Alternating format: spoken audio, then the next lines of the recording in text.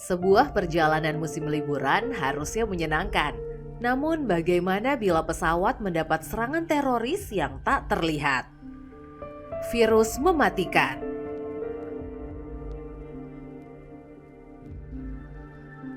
Berawal dari sebuah video beredar di kalangan netizen tentang ancaman teror pesawat. Awalnya semua menganggap itu hanya orang iseng semata, sampai akhirnya ada salah seorang polisi menyelidiki video tersebut.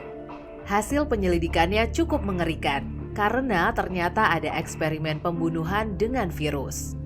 Tingkat inkubasi virusnya makin pendek, akhirnya saat korban terinfeksi, maka hanya dalam hitungan detik ia akan meninggal dengan mengerikan. Dan pria peneror itu telah menaiki salah satu pesawat menuju Hawaii. Dan teror pun dimulai. Satu persatu penumpang di pesawat terinfeksi. Ryu Jin-sok ini emang psikopat banget sih. Dari awal tuh dia emang niat membunuh semua penumpang di pesawat. Dia tuh seneng lihat orang terjebak lalu meninggal satu persatu. Aduh, nauzubillah, jangan sampai ya ada orang kayak gini, jahatnya sampai ke ubun-ubun. Kebayang gak ngerinya terinfeksi virus di pesawat dengan tingkat inkubasi yang singkat? Segera serangan ini menjadi perhatian pemerintah Korea. Situasinya tuh beneran chaos, apalagi pilot pesawat meninggal lantaran terinfeksi virus. Pesawat terbang tak terkendali. Ngerinya tuh terasa sampai ke ulu hati saat pesawatnya sempat terjun bebas. Mana habis itu Ryu Jin-sok tuh meninggal dong. Di mana-mana kalau penjahatnya mati kita lega. Di sini tuh justru ngerinya semakin terasa. Buntu banget deh rasanya, semua terinfeksi virus dan satu persatu mulai meninggal. Sampai di sini berita udah mulai menyebar di seluruh Korea. Pemerintah meyakinkan warganya bahwa mereka tuh berusaha untuk bisa mendaratkan pesawat dengan aman. Nah, kondisi penumpang di pesawat makin gak terkendali dong menyaksikan berita yang menyatakan bahwa pesawat yang mereka tumpangi mendapat serangan teror virus mematikan. Mana mereka lihat korban satu persatu meninggal, makin panik dong, dan kematian korban terinfeksi virus tuh mengerikan banget. Sampai akhirnya pendaratan pesawat di tempat tujuan pun ditolak. Gak ada satupun negara yang mau menerima pendaratan pesawat yang semua penumpangnya terinfeksi virus. Polisi masih terus menyelidiki perusahaan tempat Ryu Jin-sok bekerja. Lumayan sulit karena perusahaan gak mau bekerja sama. Sempat kejar-kejaran dan akhirnya mulai ada titik terang saat diketahui ada satu orang yang berhasil bertahan hidup. Polisi berusaha melacak keberadaan sang survivor. Sampai di sini tuh kita mulai menemukan titik terang nih, karena antivirus ditemukan di lab tempat Ryu Jin bekerja dulu. Kabar gembira ini jelas disambut antusias oleh keluarga penumpang yang menunggu di bandara dan tentu saja para penumpang yang ada di pesawat. Optimisme kembali muncul. Tinggal perjalanan pulang pesawat menuju Korea, tapi kondisi pilot tuh udah sekarat. Perkiraan mereka nggak bisa mengudara sampai Korea. Maka pendaratan di Narita, Jepang pun menjadi pilihan darurat yang diambil. Namun sekali lagi, semua berujung penolakan.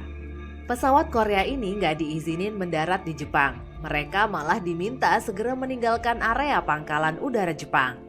Ya Allah, situasinya tuh genting banget. Sekarang malah lebih nyesek lagi. Mereka tuh gak cuma ditolak, tapi juga diserang layaknya musuh militer.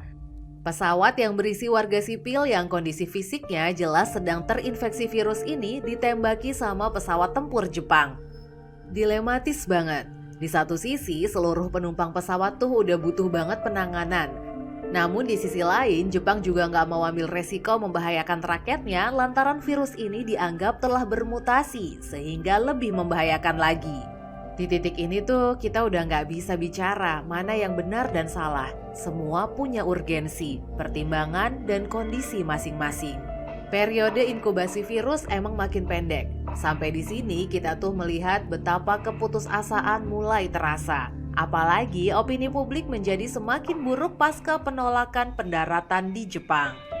Optimisme yang sempat tumbuh serasa tercerabut. Penanganan dan antivirus dianggap nggak bakal efektif lantaran mutasi virus yang cepat. Apalagi jika pesawat ini mendarat, kehadiran mereka dianggap berpotensi akan membahayakan rakyat lainnya. Semua kekeh dengan opini masing-masing. Sulit rumit. Ketika semua tak berani ambil keputusan, Sersan Kim, polisi yang sedari awal ini berjuang keras menemukan antivirus karena istrinya berada di pesawat, sengaja menyuntikkan virus ke dalam tubuhnya demi membuktikan vaksin bekerja dengan baik.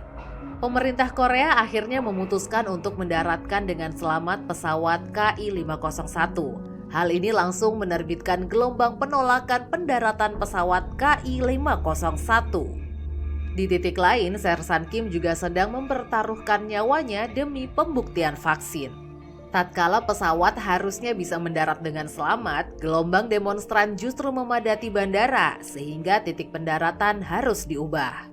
Ujaran kebencian memenuhi semua lini pemberitaan, seolah tak ada satupun yang berempati menunjukkan rasa kemanusiaannya atas tragedi yang menimpa penumpang pesawat KI-501. Ya, titik kemanusiaan kita diuji sampai di sini. Jika kamu ada di posisi ini, sikap apa yang akan kamu ambil? Semua ujaran kebencian itu juga dibaca langsung oleh para penumpang pesawat. Mereka hanya bisa diam 1000 bahasa. Tenggelam dalam perasaan ingin bertahan hidup, namun dihadapkan pada pernyataan bahwa kemungkinan mereka membahayakan orang lain. Putus asa, itu yang jelas terasa. Semua landasan udara tertutup oleh gelombang demonstran yang tak mau menerima pendaratan pesawat KI-501. Tekanan pun mulai ditujukan kepada keluarga korban penumpang pesawat. Sedangkan mereka yang berada dalam bahaya masih mempedulikan keselamatan orang lain. Pada titik ini, keajaiban terjadi. Sersan Kim yang mengorbankan dirinya terinfeksi virus pada akhirnya berhasil membuktikan bahwa antivirus bekerja dengan baik.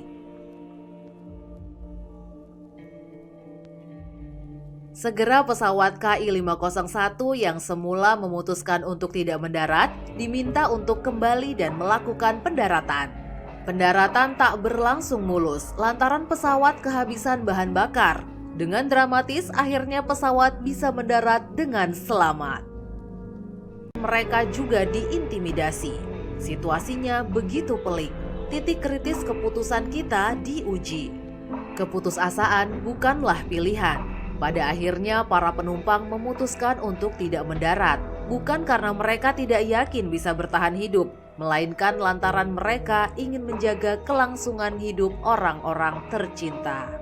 Deklarasi penerbangan pun dilakukan. Keputusan untuk tidak mendarat pun dideklarasikan. Pada akhirnya hanya kesedihan yang tersisa. Kebencian yang sebelumnya begitu menggebu seolah lenyap bagai abu. Malu atas egoisme yang dimiliki. Pada titik ini kita semua diajak untuk menilik kembali hati nurani kita. Adakah kepedulian yang murni terhadap sesama atau hanya keselamatan diri sendiri yang utama? Terima kasih telah menyaksikan review film Emergency Declaration. Nantikan review film kami selanjutnya.